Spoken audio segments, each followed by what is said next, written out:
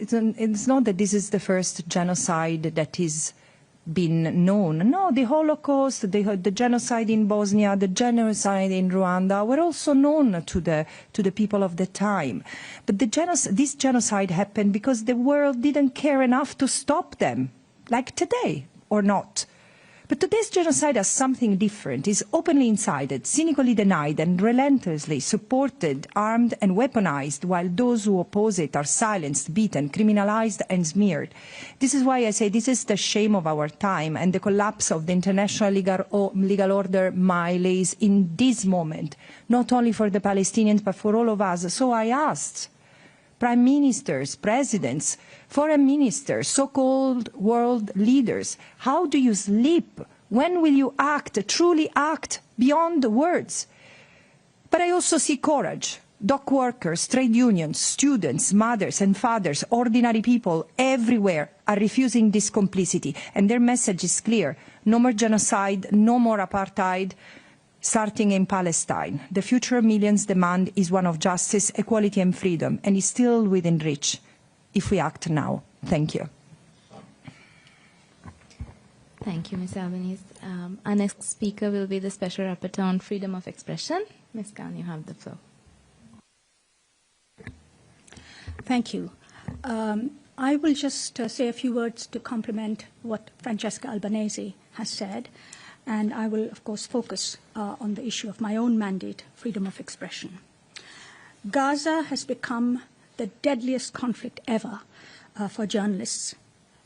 More journalists have been killed in Gaza than in both world wars, Vietnam War, wars in Yugoslavia, and the war in Afghanistan combined, according to one research institute. As Francesca mentioned, the UN number right now is 252, but that is, of course, likely to go up because every week we hear news of more killings. In August alone, 9 journalists were killed in 3 horrific, bloody incidents, as you may remember. Many of these 252 journalists have been targeted, by which we mean deliberately picked out and killed because of the work that they are doing to expose the atrocities, the crimes, the genocide on the ground.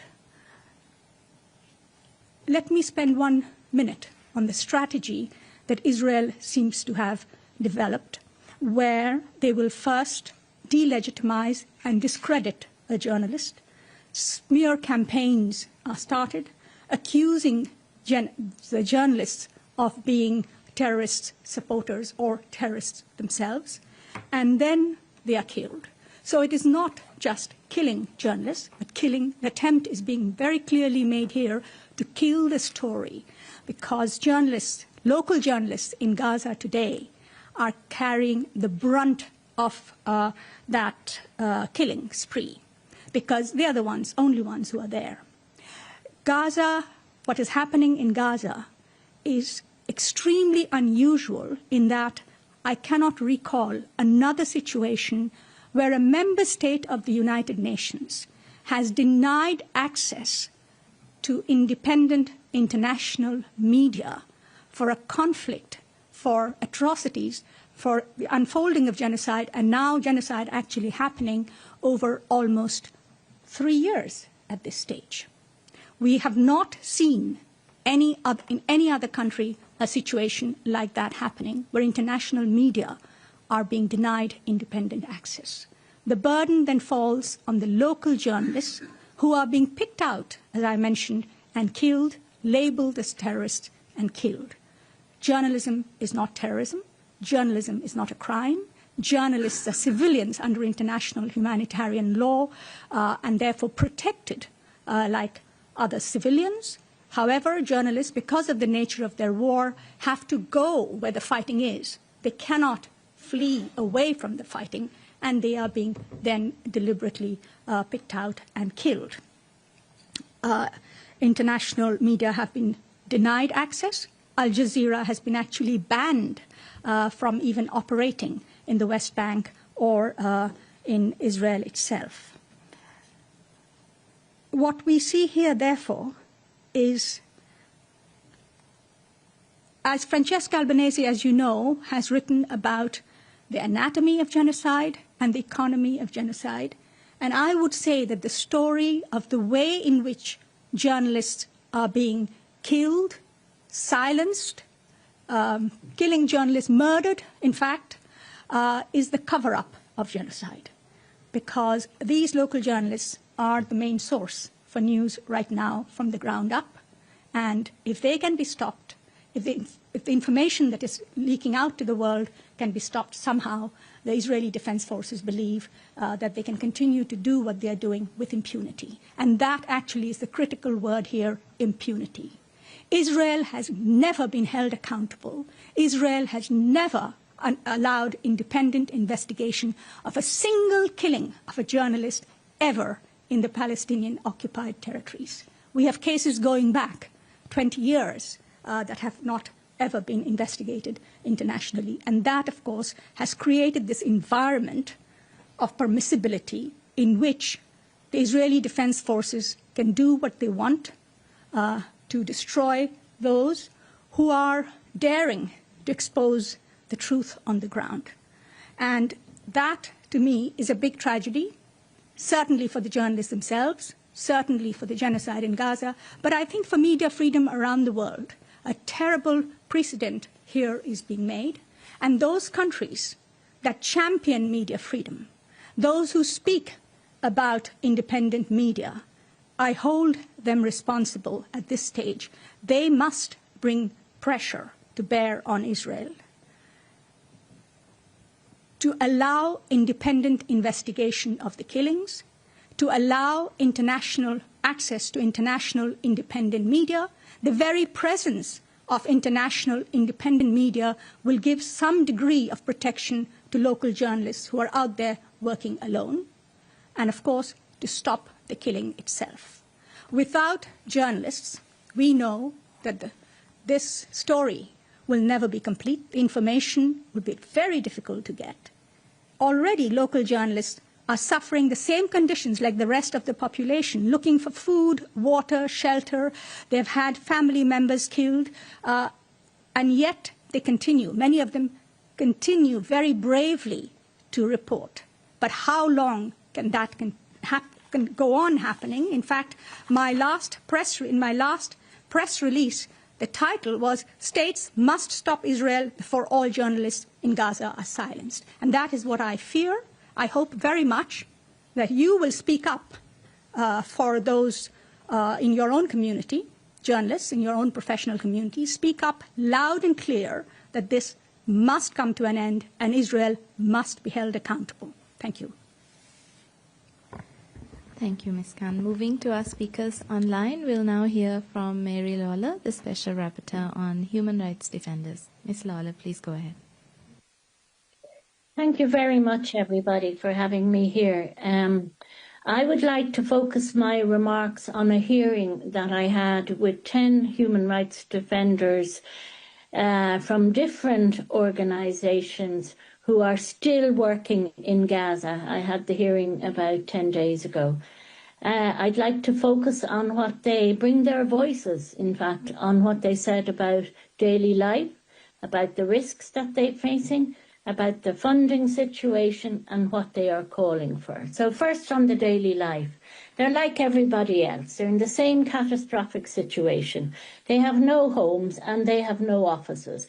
And they've always worked. Even when I was in Gaza, you could see they worked under tremendous pressure. But the situation has worsened incredibly. And they've been displaced, as we all know, by the IDF over and over again. One woman said she had already moved 5 times, starting with her children every time again. And another woman, human rights defender, said she had been displaced 7 times. And she said, and I quote her, "I myself have been displaced 7 times. Each time I was forced to begin from scratch. My home was demolished. I lacked the basic needs for living. I borrowed all the clothes on my back from my sisters and others, and these are all I have." And they are living in tents and working in tents. And their day, they say, begins by the search for food and water. for themselves and for their families. But there's no guarantee that they will find anything. And one of the women human rights defenders on the online meeting said that she had had no water that day because there was no water and it was already midday in Gaza. Another woman said, you know, she sets off in the morning and she's so afraid that anything could happen when she's looking for supplies and she won't come back because they have no protection. And she could be killed. And she says, you know, I see my child and my child should be going to school. My child should be playing football. Instead, he's hanging around dead bodies. They are very near the killing of, as Irene was talking about, the killing of journalists, and I regard journalists and medical doctors and health workers as human rights defenders in Gaza. One of them was in the tent where Anas al-Sharif, the journalist, was killed by Israel on the morning of his killing. And their work is tiring and cumbersome and very risky. In order for a lawyer or a researcher to get from point to B, they have to find a donkey if they're lucky, or else walk for hours with Israeli planes and drones overhead, they said. And they are all doing their work hungry or starving. Like everyone else, you can't get food because it isn't there. Instead, there is hunger and malnutrition, and the effects are mental as well as physical. One woman defender told me she no longer recognizes herself in the mirror. She has lost so much weight. And another man defender told me, the words we have are no longer, and I'm quoting him, sufficient to describe the situation. Once people have lived through hunger and starvation, after you, your children and your wife have lived through them, they have a real taste after you have struggled to secure even the basic needs for your loved ones. So moving on to the risks that they are facing on the ground, and as we know, these are extreme. Many have been killed by Israel already, and that is the risk that they face every day. That is what the defenders are talking about when they say they fear to make it home after their day's work. This is targeted killing and random killing, and Israel has absolutely no regard for civilians if they are Palestinian. Mr. Ihab Marwan Kamal Faisal, Ms. Noor Nasser, Abdul Al-Noor and Ms. Jana Yagli, all human rights defenders with the Palestinian Center for Human Rights, were killed by Israel in separate airstrikes in February 24 and January 25. And these are just three examples. Mr. Faisal was killed with his wife and two daughters, aged 6 and 3. Ms. Abu Al-Noor was killed along with her little 2-year-old daughter, her parents and 4 siblings. And Ms. Yagi was killed along with 37 members of her family. These are horrors, and yet the United States, Germany, the UK and so many other states keep supporting what Israel is doing. And when I spoke with these human rights defenders in Gaza, one of them made it very clear. We are all on death row in Gaza now, they said. They've absolutely no protection. On the funding situation, of course there's not enough funding. Human rights defenders are barely meeting their basic needs, if they are being met at all. The sanctions imposed by the US on Palestinian organisations, which are completely baseless, and a clear attempt to stop the defenders doing their work, has made the situation all the more difficult. Al-Mizan, Al-Haq, the Palestinian Center for Human Rights, Adamir, these groups have been doing essential work for decades. They are being targeted, as they have been for years, because they are building a path to accountability for the crimes Israel has committed against Palestinians. Israel and the United States want to close down the path to justice, and this is why these organisations are being targeted. It's because they are keeping the hope alive that one day justice will be achieved. And all states who claim to uphold human rights must push back against what is being done with them. And there must be more funding, increased funding for defenders on the ground. With more support, they could do more, collect more evidence of what has happened, better document the crimes, and they would contribute to upholding international law, which all states say they support. And finally, just to say what they all, because I asked, each defender on that call was asked the same questions by me, and one of the questions was what they are calling for. And what they said is they are calling for an end to genocide being committed by Israel in front of the eyes of the world. They are calling for an end to the famine Israel has created, to the blockade of Gaza, and they are calling for justice for all victims of human rights violations. Thank you. Thank you, Ms. Lawler. Our next speaker will be the independent expert on international order, Mr. Katrougalos. You have the floor. Thank you very much for the invitation. I would like to start reading you a short excerpt by a recent article in Haaretz of the renowned Israeli diplomat, minister, historian, Shlomo Ben-Ami. He used to be pivotal also in the Oslo Accords. He writes, Israel, I quote, is committing atrocities that may remain a mark of Cain on the forehead of the Jewish state for years to come. Is it possible that the people who endured the Holocaust are now committing the most heinous of crimes, genocide, against their neighbors? I understand, of course, the question as rhetoric. Already Francesca presented us the hard numbers about the ongoing online, before the eyes of all the world, genocide in Gaza. The civilian victims, of whose the vast majority, more than 75%, are women and children. Mary and Irene presented us other dimensions of this tragedy, the fate of the freedom of expression, journalism, the fate of the human rights defender. But there is another victim besides the crimes committed in the West Bank, the genocide in Gaza. The international legal order is now being undermined in the Middle East. There is an unraveling pattern of unlawlessness by the multiple attacks of Israel against almost all its neighbors and also some of non-neighboring states like Iran and Qatar. The recent attack of Qatar was without precedent exactly because killing members of negotiating teams go against diplomatic patterns that have been founded even in the ancient times, in classical Athens or Rome.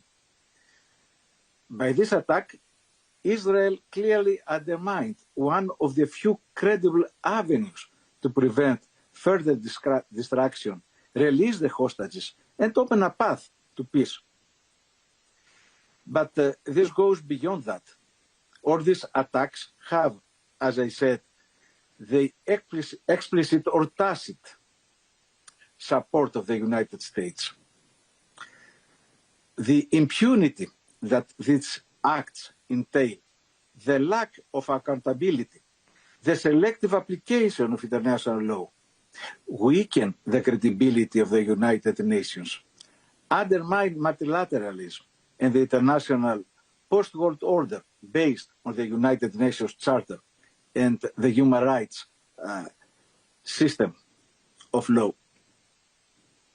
Such actions, it's clear that wither distrust, erode international norms, and encourage impunity.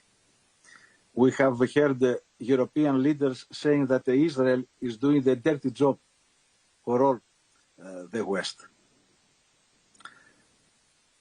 If we accept this mentality, we create the conditions when further human rights violations in the future are going to become the new normal. We know what we should do. We have the opinion of the International Court of Justice and the related resolution of the General Assembly. These constitute now norms of international law that must be implemented with a first evident step, stop of selling any kind of arms to Israel. Immediate ceasefire, the aid to reach without any hindrance all of Gaza population. And it should be clear that in the future, only Palestinians should rule and administrate Gaza. A Gaza resort without its citizens, it's a dystopian nightmare. And of course, this must be only the first step towards a full sovereign Palestinian state. It is clear that we cannot have peace without justice. And now it is on us, the whole humanity, not just to follow passively in our screens the genocide, but put a stop to it. Thank you. Thank you, Mr. Katrougalos. The experts will now take questions. Please state your name and organization before asking. And since we have 4 speakers, I'll also ask you to please indicate to which expert your question is directed. Okay. Thank you very much to everybody for this briefing. Olivia Lepoidova from Reuters. I have 2 questions, if I may, for Ms. Albanese. I just want to understand, just firstly, what brings you to Geneva, and if you've met with anybody in particular today during your time here. I also noted on your travel schedule that you won't be at the UN General Assembly, and I just wanted to clarify if that was related to sanctions placed against you by the US administration. And just secondly, you're mentioning there about your concerns about Gaza City. From your perspective, from an international law perspective as well, are you able to describe what human rights concerns you have in terms of what you're currently seeing in this latest assault by the Israeli military on Gaza City, particularly in terms of destruction of civilian infrastructure, buildings, etc.? Thank you.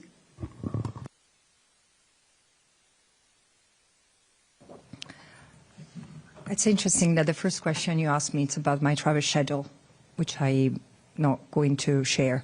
It's true that it's an exceptional visit because I don't often come to Geneva.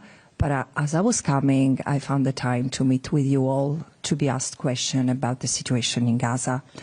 Concerning the attack on Gaza City, let me first put it in perspective, because I often hear the explanation that Israel is now going to take control of Gaza City. This is what remains, because the majority of the territory is already under Israeli control, direct or indirect, in the sense that there are areas that have been leveled to the ground. There are areas that are started to being built by the army for now.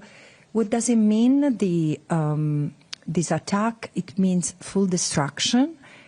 It's happening already. It's not that this is a future and uncertain event. It's happening. Israel is bombing is destroying, including by using unconventional weapons that we've never seen before, and newly assembled weapons. Is destroying entire neighborhoods, remnants of buildings where people were seeking shelter, really. It's trying to forcibly evacuate the 800,000 Palestinians who were seeking refuge there. But the question is, why? Why? Because this is the last piece of Gaza that needs to be rendered unlivable before advancing the ethnic cleansing of that piece of land. And then probably they will move to the West Bank. And the important thing is that this is unlawful, unlawful and unlawful, because the only legal thing that Israel can do in the occupied Palestinian territory is to move out.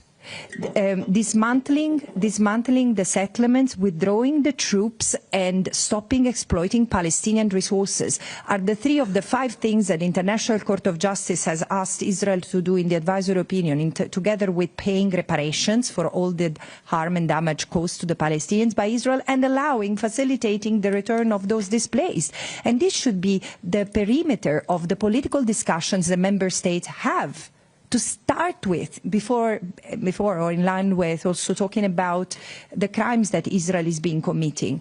And in fact, it seems to me that there is an intentional determination to circumvent this by moving the discussion, instead of from where it should be, ending the atrocities, the sources of and the root causes of the illegality in the occupied Palestinian, let's move it somewhere else, where it really we do not have to talk about, I mean, some states are doing that, where we do not have to talk about our responsibilities.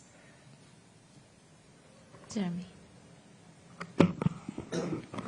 Hi, Jeremy Lange for the French Public Radio.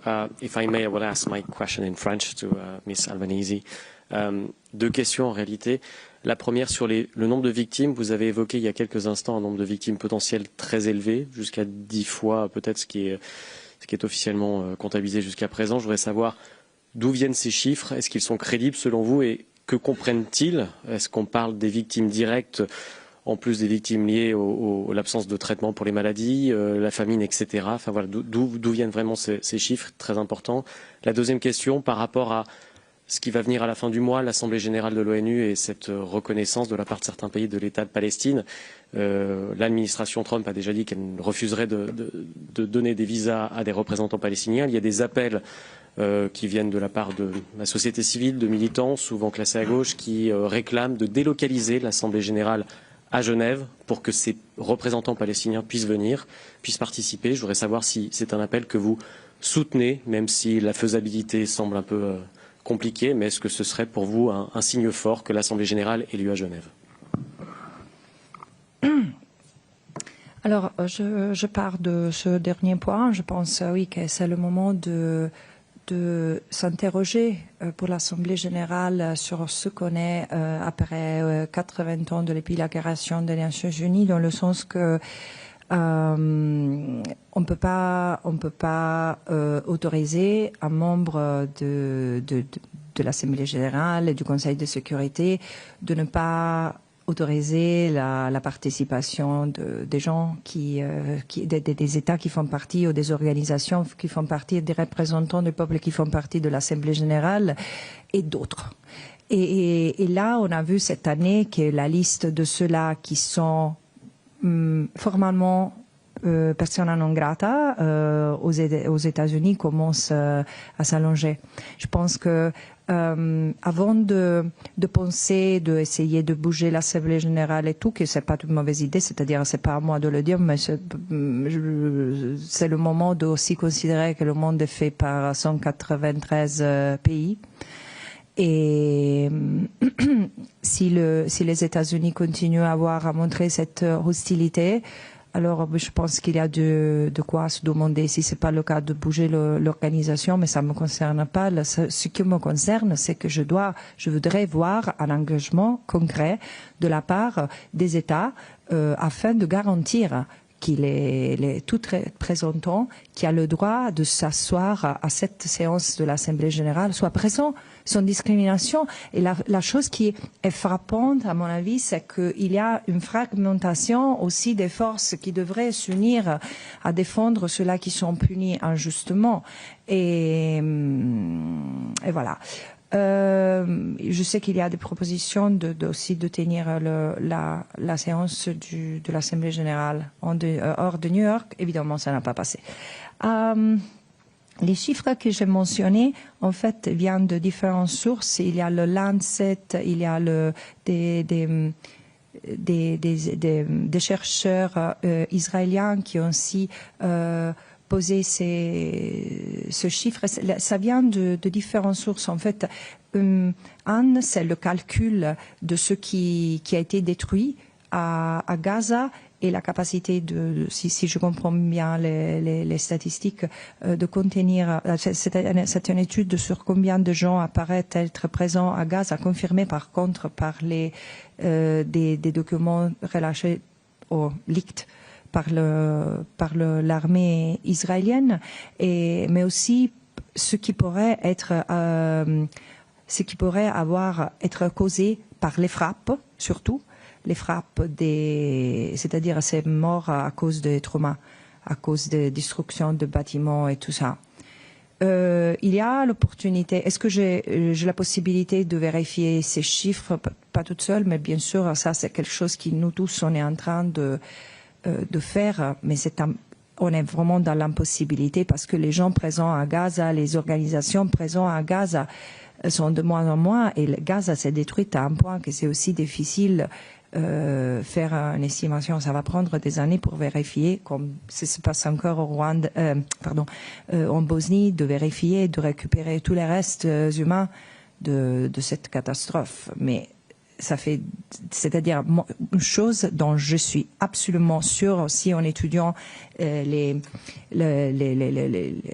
croissance et l'intensité des morts par rapport aux frappes, c'est que depuis longtemps, on a les sources sur place, soit palestiniens, soit non gouvernementales internationales et Nations Unies, n'ont plus la possibilité de compter tous les morts. Alors, les 64 000 qu'on continue à citer sont ceux-là qui ont été vérifiés. Mais c'est clair que c'est une très forte sous-estimation.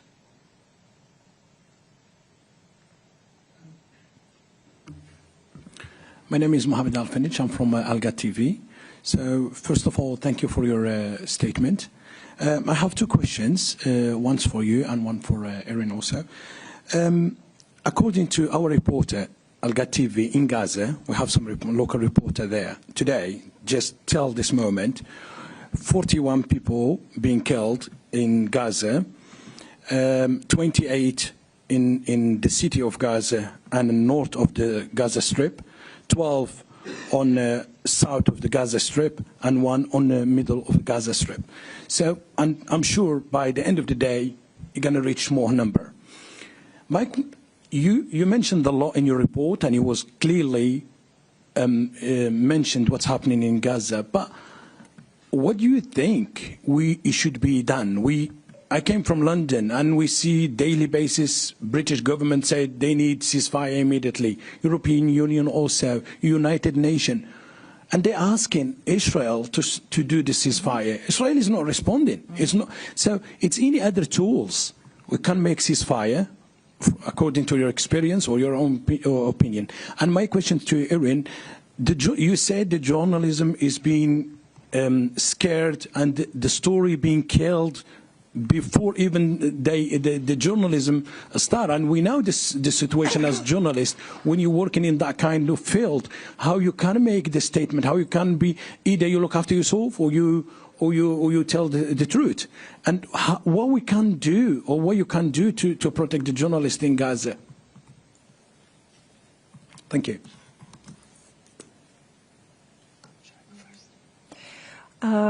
As I said, the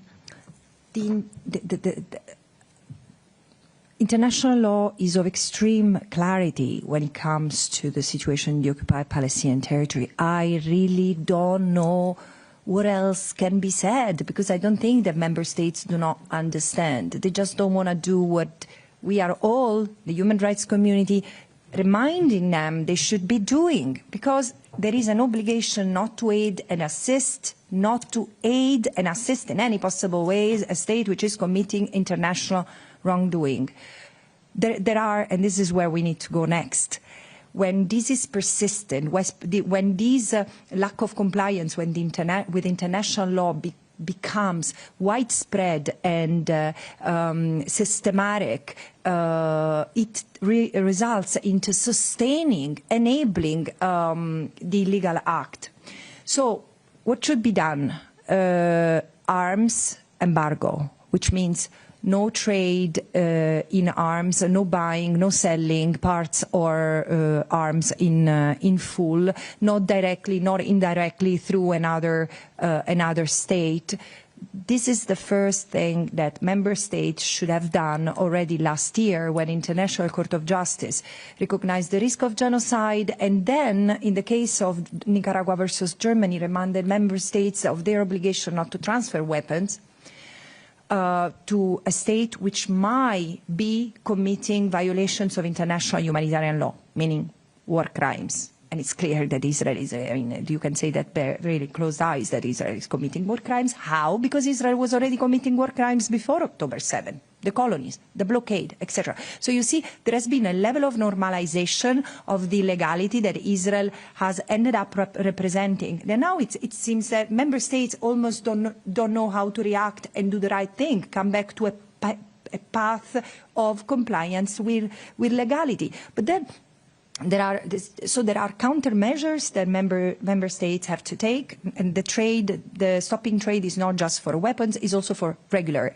commercial activities and businesses. This is what happens when a state commits serious crimes as Israel is doing. And should it not happen, well, there is a need for accountability of the very people who have been giving orders to continue trade and arms transfers toward Israel. The last point is divestment. As I want to remind everyone, as I did with my last report, that we cannot imagine that the business sector, the private sector, from arms manufacturers to tourism industry, banks, pension funds, universities, are allowed to do, are permitted to do what member states shouldn't be doing, meaning aiding and assisting an unlawful endeavor, especially as businesses, by the very fact of interacting with this unlawful endeavor, can be directly linked, contributing to, even causing human rights violations. So this is, again, the human rights standards, international law are very clear.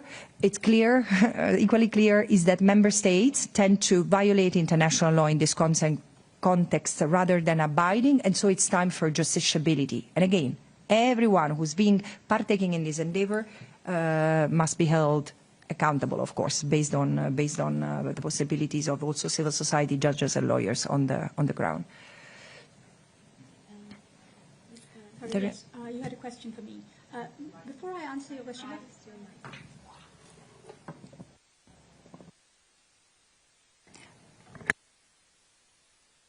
question, let me. Oh, yeah, I think it's all right now. Yes, all right. Yes, I wanted to say that what is the really scary thing about what is happening to journalists in Gaza now is that the killing of journalists is following the pattern of the military strategy of the Israeli Defense Forces. If you look at August, you will see that the killing of Anes al-Sharif took place just as the Israeli army was preparing to invade or re-invade Gaza City. And therefore they killed the team that was there, the journalist team there. So you will see more and more journalists being killed first, and then the army moves in. That is what is happening. Now, that is totally against anything that has ever been written in international humanitarian law about the protection of media in war times. Destruction of the equipment, killing of journalists. Now, this is premeditated killing of journalists. In a non-war situation, it would be plain murder. In a war situation, it is actually a war crime. What can be done about it? I think Francesca has already mentioned about sanctions that member states can put on Israel for committing as a deterrent against war crimes, arms embargo being an obvious one. But I think international community, member states, the media, champions of media freedom, need to put the safety of journalists in Gaza much, much higher on their agenda than they are doing now. You said you come from London. Keir Starmer met with the President of Israel, I believe, earlier this week. Did he talk about the killing of journalists? Did he raise that with the President of Israel in terms of accountability, independent investigations? Did he demand that the BBC and other independent media, international media outlets be allowed into Gaza? Those are the issues that need to be put very high on the political agenda, and then economic and other means have to be used to put pressure on Israel to allow independent investigations and to give instructions to its military not to target journalists. These are not journalists that are just coming into the way of the shelling. These are deliberate killing of journalists in order to clear the path, stop the news, distort the news, and that has to end.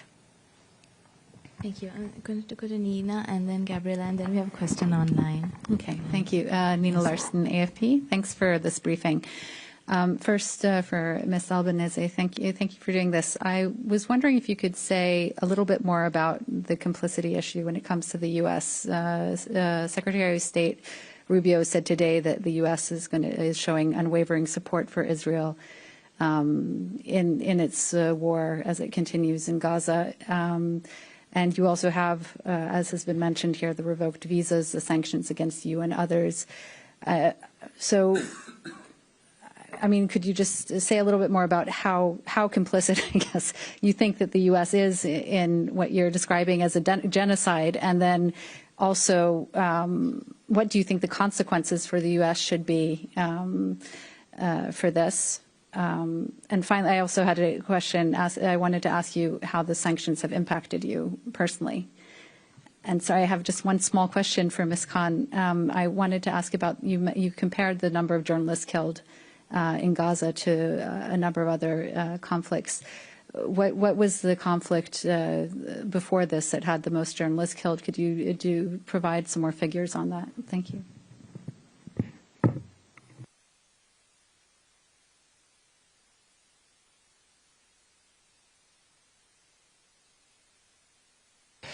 Okay. So I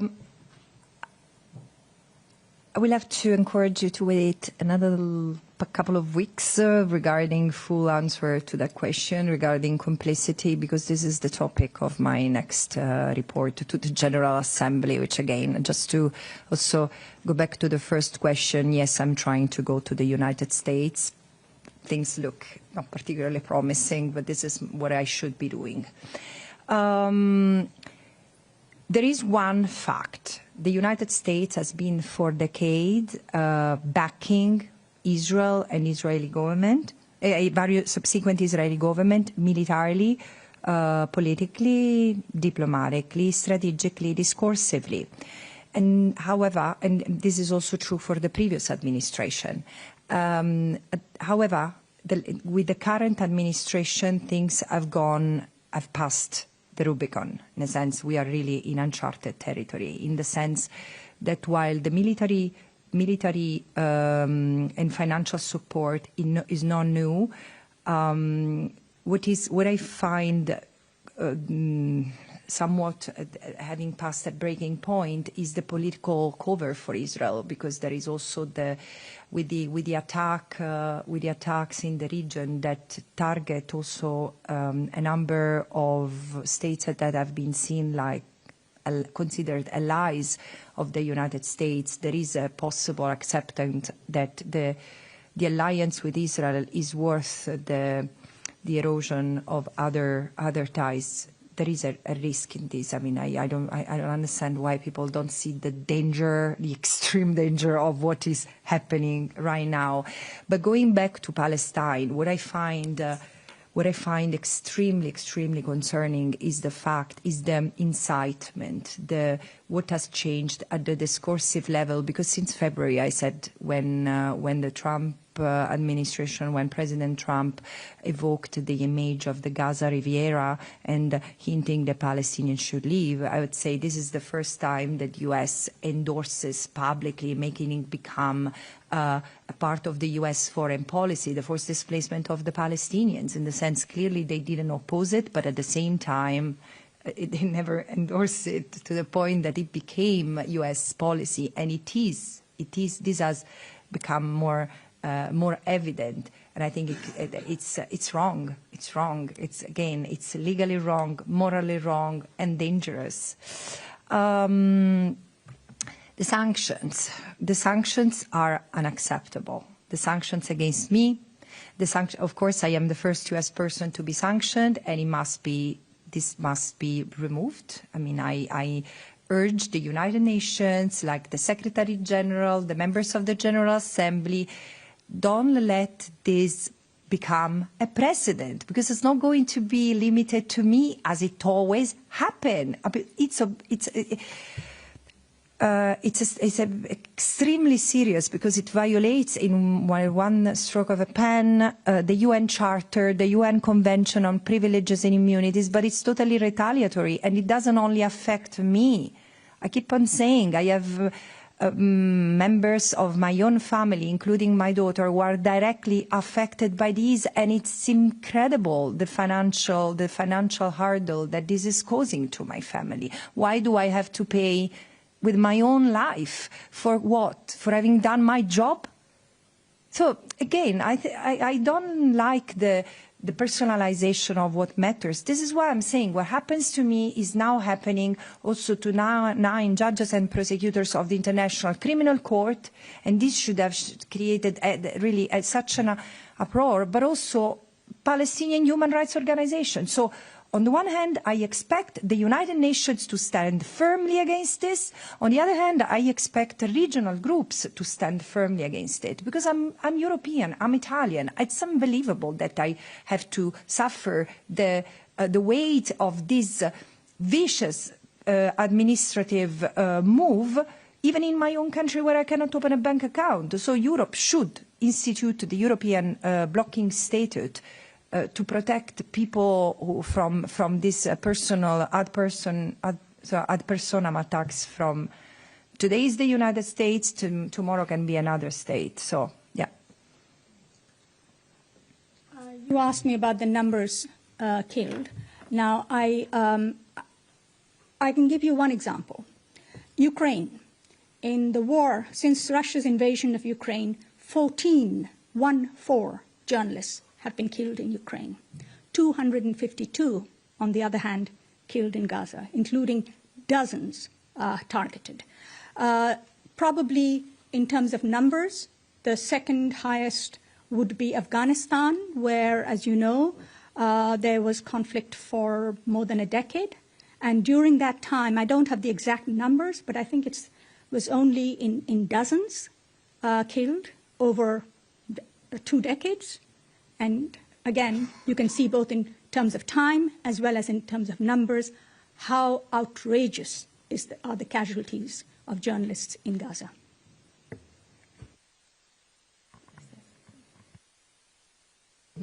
Gabriela and then Musa. Thank you. Thank you very much. Have some questions. Gabriela Sotomayor, Mexico Proceso. Do you think that Mr. Netanyahu cares about the hostages? Because we were here talking with the mothers of some of them, and they say that they feel abandoned by Mr. Netanyahu in the case of the hostages. That is my first question. Then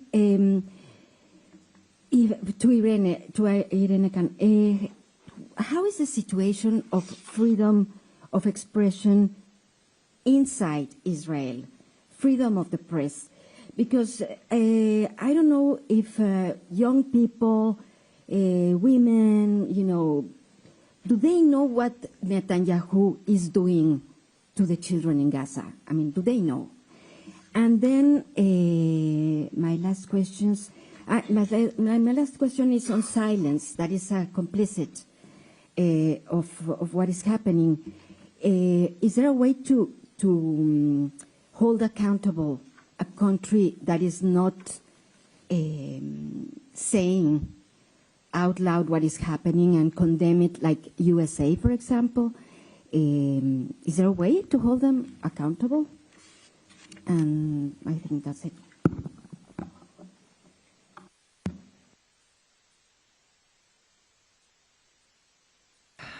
Okay, of the many superpowers I have, this doesn't include reading people's minds, unfortunately. So I cannot tell you what ICC wanted Prime Minister Netanyahu has in mind. But however, I fully understand the sense of abandonment of the families of the hostages, because in fact it has proven true over the past years that the hostages could be all brought home through negotiation, brought home alive, without suffering, without enduring the bombing and the starvation. And of course, what has befallen Gaza could not spare the hostages. The moment you curtail the access to all kind of living necessities, this is what happens. You undermine the possibility of survival of your own hostages. So it seems to me that they've been treated as political pawns in this horrible, horrible last 2 years. And when I invoke the end of this, of the horror in Gaza, of course, or not in Gaza, in the occupied Palestinian territory, of course I have in mind the millions of Palestinians who are trapped in the Gaza ghetto, but also the dozens of hostages who still remain there. And then, of course, my thought also goes to the thousands of Palestinians who are held hostages by an unlawful occupation in the West Bank, from the West Bank and East Jerusalem. Another thing I wanted to say concerning what's happening right now, I have the feeling that we really struggle. I mean, there is a general tendency not to understand the totality of what's happened, the totality of the conduct, the totality of the crimes against the totality of the Palestinian people. And I thought to help both member states and others, including the media, get this overall sense with the report I presented to the General Assembly last year, Genocide as Colonial Erasure. There is a design that seems very much to have been pursued in the erasure of Palestinian life in Palestine. I understand that history requires time to be understood, but certain truths in this context are so stark that they demand recognition in the very moment they are told. And again, the very fact, I'm grateful to my colleague Irene Khan to share this important piece of analysis and say we are looking at the geolocations of each killing of journalists, and we say that there is a pattern, but I've seen it myself with a few investigations of the death of killing of journalists that has happened. I mean, it seems to be either in anticipation to an attack, so there can be no documentation, or retaliatory, as it happened in the case of Fatima Hassouna. Fatima Hassouna was supposed to be at Cannes for the screening of her documentary, and she was killed the night her documentary was announced as being at Cannes, with missiles that killed her and her family. So again, we tend to trivialize this genocide because, as I said, behind each story, behind each killing, behind each starved person, there is a universe that, poof, has been pulverized. And we do not even have the time to recognize and mourn each of them because this is the pace of our life and the pace of this genocide. With relation to the situation in Israel, there is no country in the world, I believe, that can remain untouched when it conducts genocide and war, killing of journalists on its borders, can remain untouched within the country. And of course, freedom of expression inside Israel is also restricted by law. For example, there is heavy censorship of media and very little independent media. The owner of Haaretz, Al Haaretz, which is probably the only independent print media still left, himself has talked about the kind of pressure that they come under from the authorities. But there are also mob attacks. There have been mob attacks against Israeli journalists if they report, if the people feel that they are reporting against what they see as Israeli interests if they are reporting favorably sometimes on Palestinian issues. Last year, Israel adopted a Foreign Media Act under which it has banned Al Jazeera, but that same Foreign Media Act, of course, also has a chilling effect on other foreign media present in Israel. They are not allowed to report on what is happening in Gaza. They can only report on what is happening inside Israel. So overall, there is a chilling effect, I think, on media freedom inside Israel that is damaging Israel's own media sector quite significantly. Mr. Katrougalos, who's online, did you have something to add? Yes, I have a short comment on the question about the hostages. I think a clear indication, if not proof, of the fact that hostages are not a priority for Prime Minister Netanyahu is the recent attack against Qatar. It was the only open diplomatic channel for the release of the hostages. I understand that for this reason, understanding that the policies followed now by Israel are against even the long-term interests of this country, we see the appearance of a peace camp.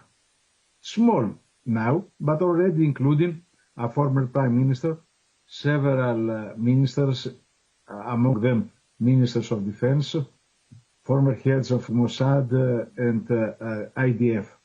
These are neither pro-Palestinian, nor, of course, against the state of Israel, but they realize the impasse, realize that genocide and the perpetuation of raw violence cannot resolve anything, and they understand that the only solution is return to the diplomatic solutions through the United Nations, which are not the house of darkness, as Prime Minister Netanyahu portrayed it during his speech at the General Assembly. Thank you. Thank you. Musa, yes, and then Catherine, and then we have Ravi online. Merci beaucoup, Madame Albanese. Avec l'attaque d'Israël contre les responsables palestiniens à Qatar, je suis là. Alors, avec les attaques israéliennes contre les responsables palestiniens à Qatar, on voit qu'Israël a franchi vraiment une nouvelle étape, et aussi en menaçant Qatar et autres pays, donc ces menaces de Benjamin Netanyahu et autres responsables israéliens, de renvoyer les Palestiniens autrement, avec une menace de faire plus ou moins la même chose. Donc, c'est ce qu'on comprend. Et aussi, ça fait 2 ans que vous et les différentes organisations des Nations Unies, l'accord international de la Haye, vous avez sorti des rapports, vous demandez tout le temps un cessez-le-feu. On voit les cessez-le-feu, on n'a pas de cessez-le-feu, mais au contraire, il y a un élargissement de crimes contre Gaza et contre les Palestiniens ailleurs. Est-ce que vous avez peur de ce qui va se passer, donc de cette nouvelle étape? Est-ce que vous avez peur de ce qui va se passer dans les semaines et mois à venir? Et aussi une petite question concernant ce qui se passe en Cisjordanie. On n'a pas parlé de la Cisjordanie. Merci beaucoup.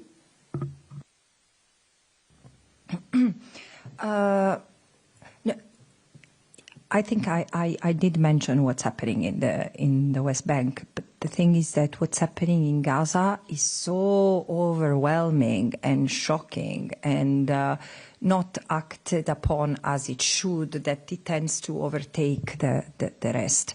But look, the situation in the West Bank is being consistently, day by day, daily bad since I can remember. And in fact, together with other human rights experts, my predecessor and other human rights organizations, Human Rights Watch, Amnesty International, Israeli and Palestinian human rights organizations, everyone was raising the alarm that the West Bank was becoming a powder keg and it would explode because of the level of oppression, extrajudicial killings, the shoot-to-kill policy that had become evident from the soldiers even before October 7. I keep on remembering, I mean, that the level of extrajudicial killings in the West Bank was was not, I mean, there was not enough attention to this, but 460 Palestinians had been killed during the 6 months. I had been a mandate holder before October 8, before October 2023.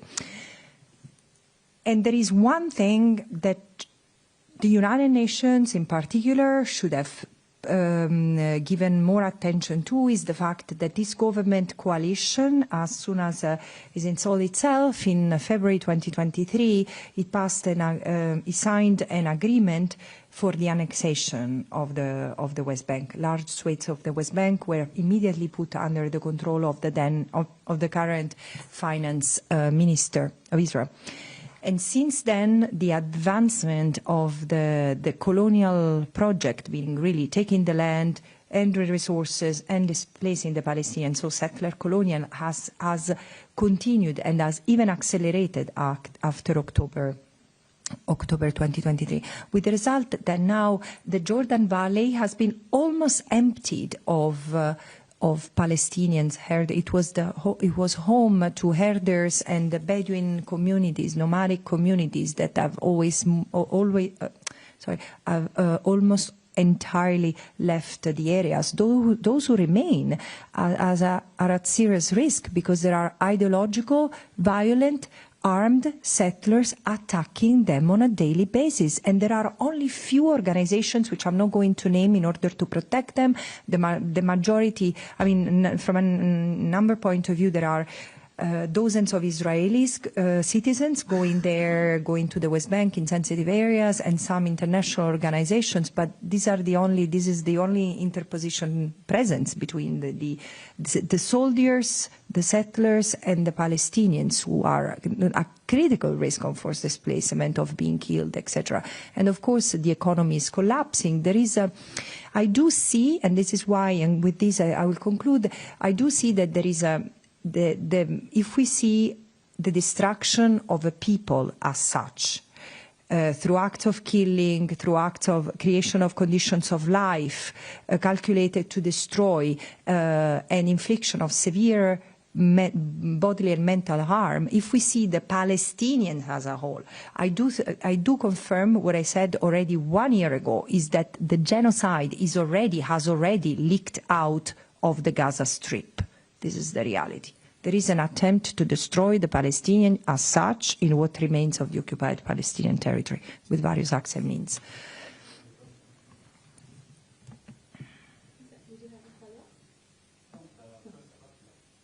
Sorry, the first question. Sorry. No, it doesn't fall. I was not trying to evade this, but yes, because it doesn't really fall under my mandate. But how do I read it? Look, it's a violation of the sovereignty of the state of Qatar. It's very serious.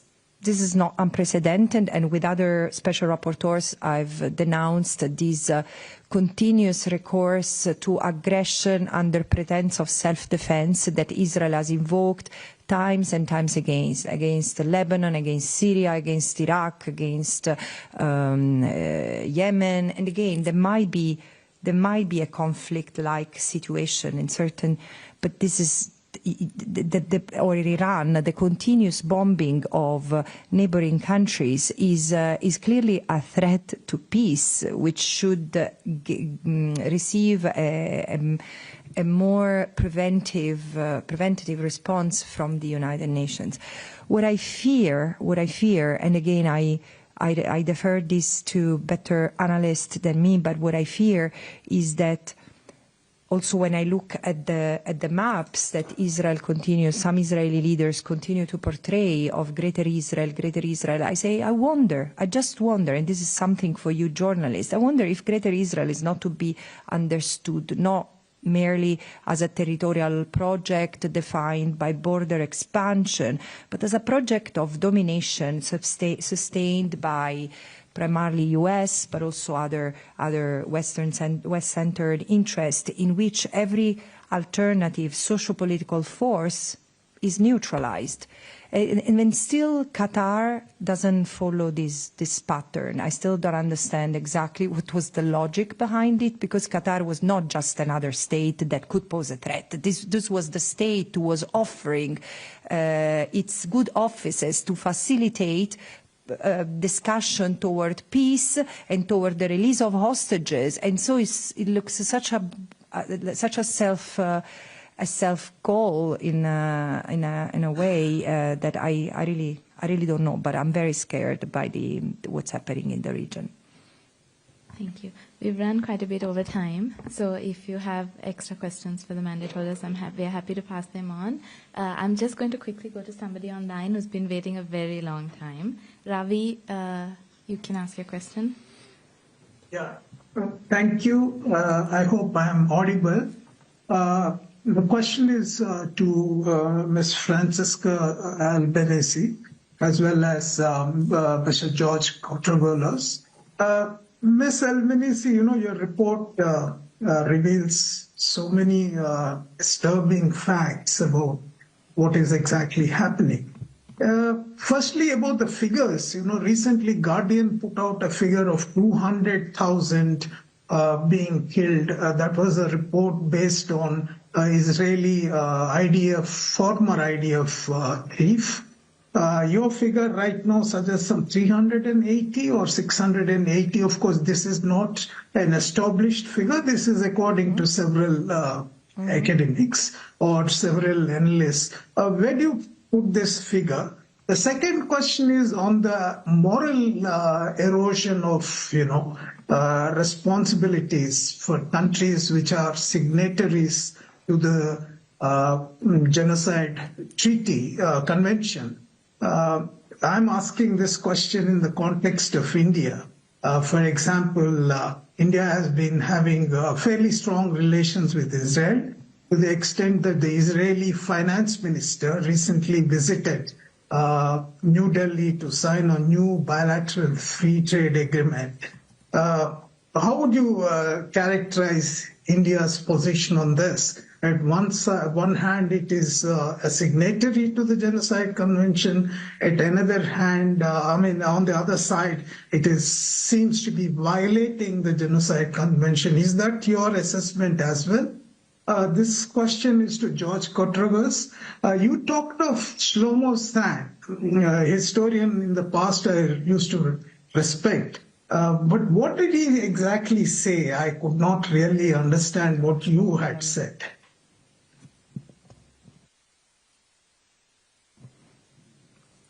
Again, I repeat what I said before, that the figures we tend to rely, I was very clear to say the figures I continue to rely upon are around 65,000 people killed in Gaza, and these are the figures that come from various sources, but all corroborated, verified by the UN country team on the ground. And at the same time, I was saying that I'm worried because it continues to come up, and this comes from scientists, and it comes from medical experts who have been operating in other conflict, and people who have access to to Israeli sources that refer to figures that can go from 300,000 to 600,000. And again, this is scary. It's scary, not because 60,000 is a number that doesn't scare me, but again, there is just also this confusion heightened the urge for this to stop, because there are so many incidents that are apparent. There is this figure that keeps on going around, and unfortunately it's true. There is a classroom of children killed every day in a day that is good, is normal, and is quiet in Gaza. This is the reality. I don't know what else is to be said, but it's very likely that the figures are much higher than what the United Nations are able to verify. First of all, as I said, there is even the Gaza Ministry of Health, which is the one who has always steadily since 2007 provided the figures of the casualties in Gaza.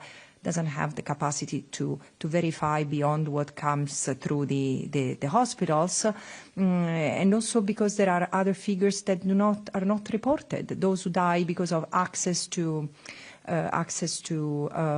medical services, those who die for hunger because of hunger and are not in reach to a hospital or other means of verification. So of course the numbers are lower than what is circulated. And also think of how many Palestinians have been killed, over 1,200, 1,300. I really struggle to continue to count because it's horrible. While trying to access food, and sometimes I say they are killing more than they are properly providing meals to. And does it matter? Isn't it enough in any case to stop this? Mr. Katrougalos, do you want to take the question directed at you? Many thanks. My point that I was trying also to elaborate in my first response is that now there is an opposition to the continuation of the war, the genocide in Gaza, by an important number of Israeli figures, not just progressive Jews. We have seen how progressive Jews in America, in Europe, have participated in the massive demonstrations in support of the Palestinian people and against the crimes committed in the West Bank and in Gaza. We see, however, in addition to that, in recent months, the reappearance in Israel of a camp of peace. The people who participate in this camp are not homogeneous. I don't have personally a commonality of ideas with most of them. They're patriots. They care about their own country, Israel. But they see the impasse, and they see also the moral hazard of the continuation of the war in Gaza, genocide, not just a war. And my point is that if we are trying to have a mobilization of all forces of the public opinion that we can mobilize, we must also take into account this emerging camp of peace in Israel. I repeat, without agreeing on all issues with them, but agreeing on this one capital issue, that the genocide must end and that the only possible solution is diplomatic. Thank you, Mr. Katrougalos. I think we will close this press conference. Thank you very much for your participation, and thank you to the experts online and here who have taken part. Have a good evening, and send us any questions you want passed on, and we're happy to do that. Thank you. Thank you very much for coming.